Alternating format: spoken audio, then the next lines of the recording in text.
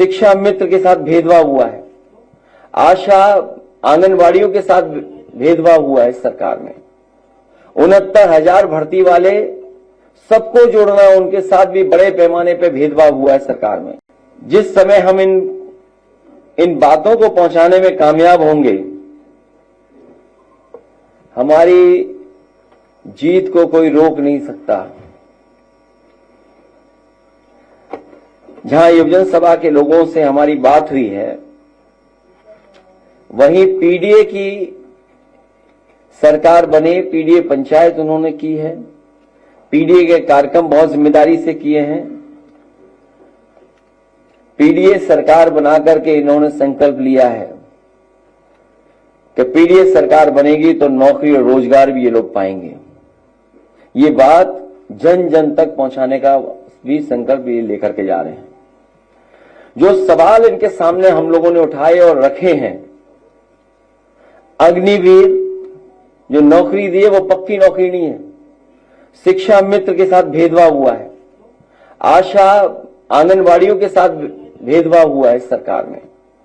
69,000 भर्ती वाले सबको जोड़ना, उनके साथ भी बड़े पैमाने पर भेदभाव हुआ है सरकार में। ये पीडीए की एकता का आधार युवजन सभा ही बनेगा।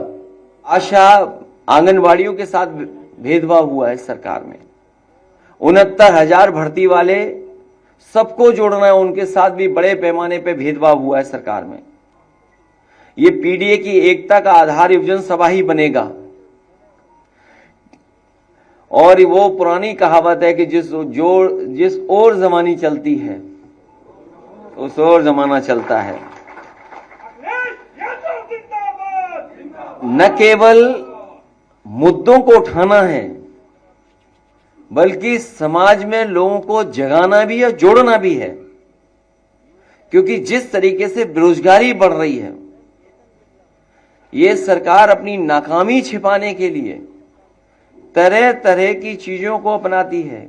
इसलिए बेरोजगारी है, घटती नौकरियों के अवसर हैं, योग्यता के अनुरूप काम की कमी, कम वेतन मिल रहा है, युवतियों के लिए असुरक्षित वातावरण इस सरकार ने दिया है।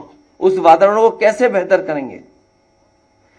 शिक्षा में राजनीति का हस्तक्षेप, और हस्तक्षेप इतना बढ़ गया है सरकार का कि अपॉइंटमेंट से लेकर के नीचे के अपॉइंटमेंट भी, अगर किसी विचारधारा से आप नहीं जुड़े हैं तो आपको वो नौकरी नहीं मिल सकती है।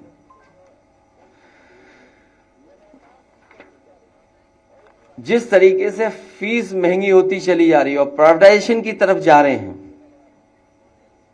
उस पे भी हम लोगों को समय समय पर चर्चा करनी। School, college, university, professional courses, लगातार फीस बढ़ती जा रही है और एक साजिश के तहत फीस बढ़ रही है, जिससे कि गरीब गांव के बच्चे पढ़ लिख करके अपना भविष्य न बना सकें।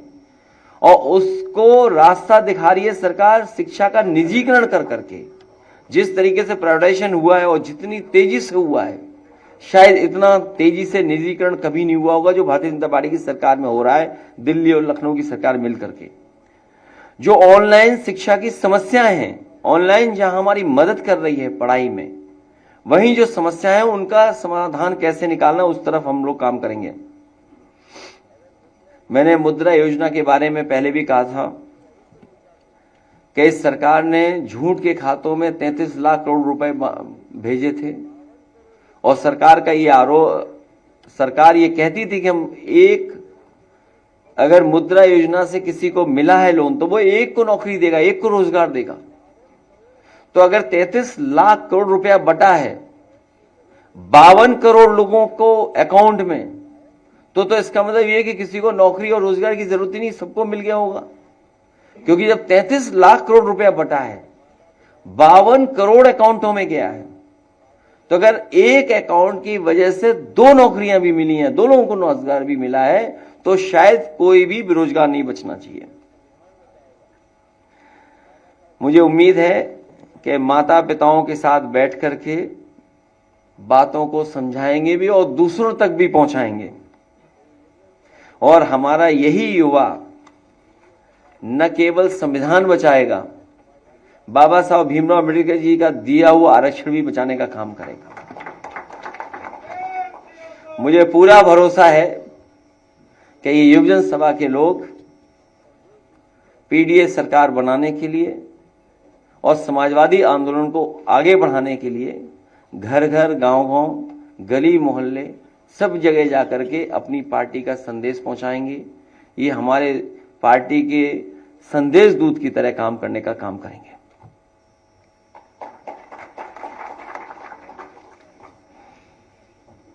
आपने जातीय आधार पर तैनाती का मामला उठाया था, उस पर डीजीपी ने कहा है कि ये अफवाह है, गलत बात है। मैंने शुरू में कहा कि ये युवजन हमारे धड़कन हैं, इन्हें भी मैं ये काम देता हूं और मैं आपसे भी अपील करूंगा, क्योंकि इधर मैं देखता हूं जिस समय मैंने आंकड़े दिए उस समय लगभग 16 चैनलों पे डिबेट हुई है। हो सकता है वो डिबेट ज्यादा रही हो, मेरे पास डेटा नहीं है, एक्चुअल डेटा नहीं है। हो सकता है उसमें आप हमारी मदद करें कि एक्चुअल डेटा क्या है, एक्चुअल डेटा क्या है, एक्चुअल डिबेट कितनी हुई है और एक्चुअल डेटा क्या है, वो उसमें भी आप हमारी मदद करेंगे। और जिस तरह का, हालांकि चैनलों के बारे में ना मैं कहूं तो स्क्रीन पे चला दूं, मैं क्यों पढ़ूं, कहूं तो स्क्रीन पे जो बेटर लगेगा ना, व्यू आपको भी अच्छा मिलेगा। मैं अपने जो ऑपरेट करते हैं उनको कहूंगा कि जो स्क्रीनशॉट चैनलों की हैं वो जरा स्क्रीन पर दिखा दें, क्योंकि मैं जानता था कि आप बेरोजगारी पे बात नहीं करेंगे, इसी पे पूछेंगे, इसलिए बाकायदा मैं पीडीएफ बनवा के लाया हूं जो स्क्रीन पे दिखा दूं मैं आपको। अरे रुक जाओ ना, अभी बात तो खत्म ही नहीं हुई, स्क्रीन पे पहले आ जाए वो।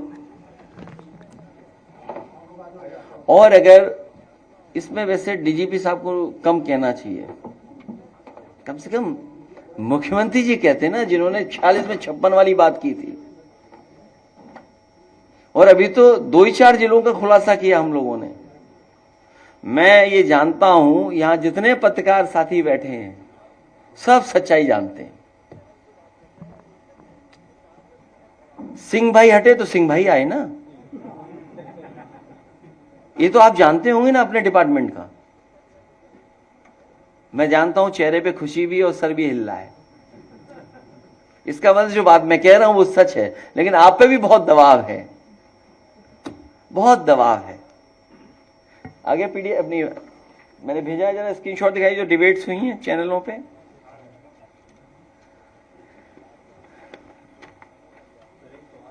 अरे रुक जाओ भाई, खत्म ही कहां हुआ है, अभी तो शुरू ही नहीं हुआ। मैं अपने पत्रकार साथियों का धन्यवाद देता हूं कि आज का मुद्दा यूपी के थानों का जो आपने उठाया है,